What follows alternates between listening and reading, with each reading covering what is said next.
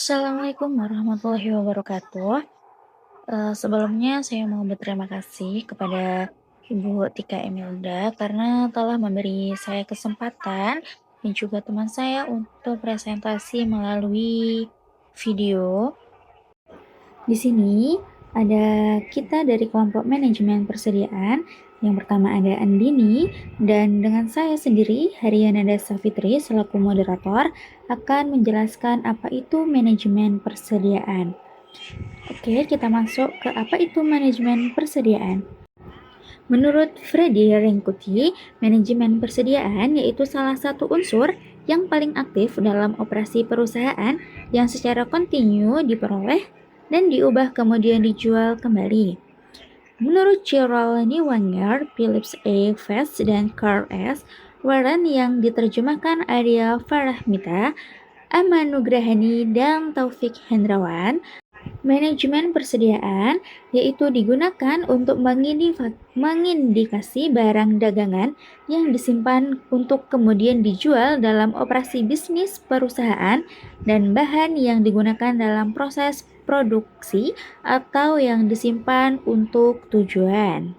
Secara umum, persediaan atau inventory adalah bahan atau barang yang disimpan untuk digunakan dalam produksi, perakitan, suku cadang, atau dijual.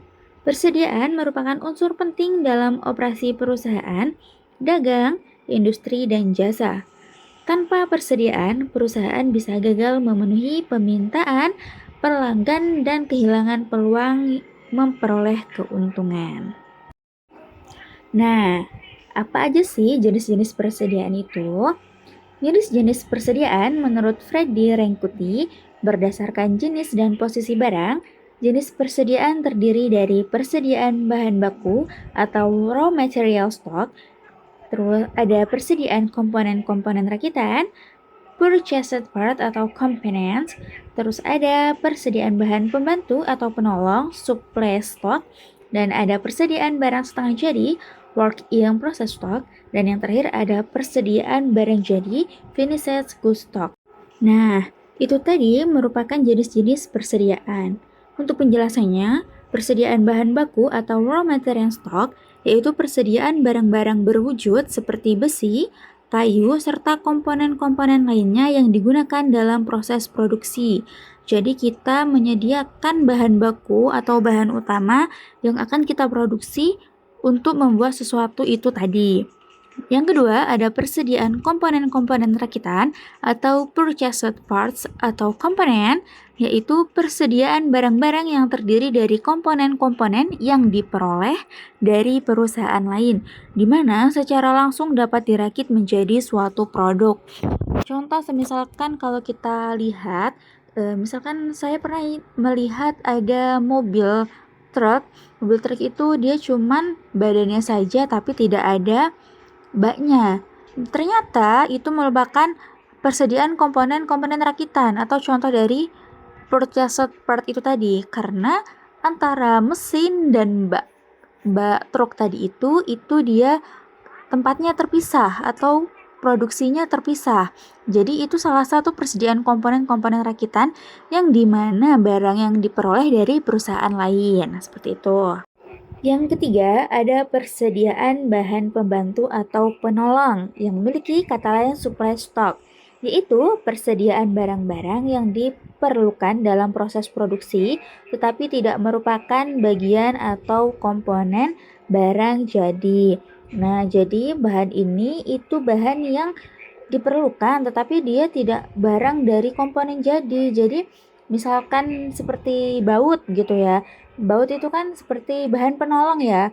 Jadi kalau misalkan kita mau menyambungkan dari besi satu ke besi lain itu kita harus menggunakan baut seperti itu contohnya.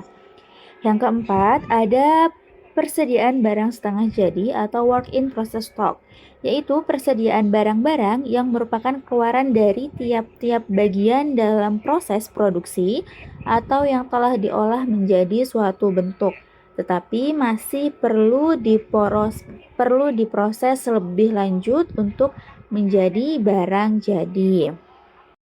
Seperti contoh mesin mobil. Mesin mobil itu dia masih harus dirakit lagi untuk menjadi suatu mobil yang utuh. Atau contoh lainnya ada tepung. Tepung itu merupakan bahan barang setengah jadi, karena ketika dijual juga kita harus mengolahnya lagi untuk menjadi sesuatu yang jadi itu tadi. Nah, yang kelima ada persediaan barang jadi atau finished good stock, yaitu persediaan barang-barang yang telah selesai diproses atau diolah dalam pabrik dan siap untuk dijual atau dikirim pada langganan. Contohnya seperti sepatu, pakaian, roti, itu dia barang yang dijual dan sudah barang jadi. Jadi kalau misalkan dijual itu sudah langsung dipakai. Kayak sepatu itu dijual kita langsung pakai, seperti itu contohnya. Selanjutnya ada sistem pengendalian persediaan. Sistem ini digunakan perusahaan untuk mengendalikan persediaan dan dengan menyeimbangkan antara biaya penyimpanan dan biaya pemesanan dapat menghasilkan keuntungan yang maksimum karena biaya persediaan minimum. Contoh ada Economic Order Quantity merupakan suatu metode manajemen persediaan paling terkenal dan paling tua yang dikenalkan oleh F.W. Harris sejak tahun 1914. Model ini dapat dipergunakan baik untuk persediaan yang dibeli maupun dibuat sendiri yang banyak digunakan sampai saat ini karena penggunaannya relatif mudah. Nah, EOQ merupakan model yang mampu menjawab pertanyaan tentang kapan pemesanan atau pembelian yang harus dilakukan dan berapa banyak jumlah yang harus dipesan agar biaya total atau penjumlahan antara biaya pemesanan dengan biaya penyimpanan. Persoalan sebenarnya dalam EOQ dapat dilakukan dengan memperhatikan situasi bahan baku. Jadi, jika kita menerapkan sistem ini, kita jadi tahu dan lebih mudah juga untuk mengetahui kapan dan berapa banyak barang itu harus kita stok, seperti itu. Nah, untuk EOQ ini, apa aja sih yang harus diperhatikan itu untuk kita tuh tidak menumpuk stok seperti itu. Yang pertama ada berapa jumlah yang harus dipesan. Lalu yang kedua ada berapa lama interval antara pesanan pertama dengan pesanan berikutnya yang akan mendatangkan biaya minimal. Jadi kita juga harus cek tuh. Misalkan kita pertama beli itu di bulan lalu, ini kita bulan kedua sudah mau beli lagi. Berarti bahan ini banyak digunakan. Tetapi ada barang yang sama yang kita beli di bulan lalu, tetapi di bulan ini kita tidak membelinya lagi karena masih banyak stoknya. Oh, berarti stok ini stok yang jarang digunakan. Jadi kita kalau mau stok itu sedikit saja, seperti itu contohnya. Lalu bisa diperhatikan juga pola tingkat penggunaan bersifat konstan sehingga pengurangan bahan baku tersebut selalu sama dari waktu ke waktu dapat diperhitungkan sebelumnya. Dan yang terakhir ada tingkat harga selalu konstan.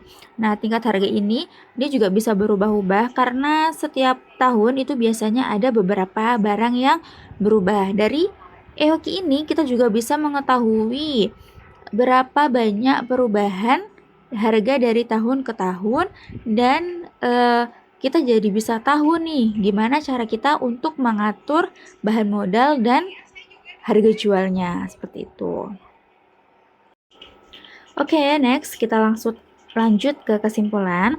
Jadi, kesimpulan manajemen persediaan merupakan sistem yang efektif dan sangat penting untuk efisiensi operasional, profitabilitas, dan keunggulan kompetitif.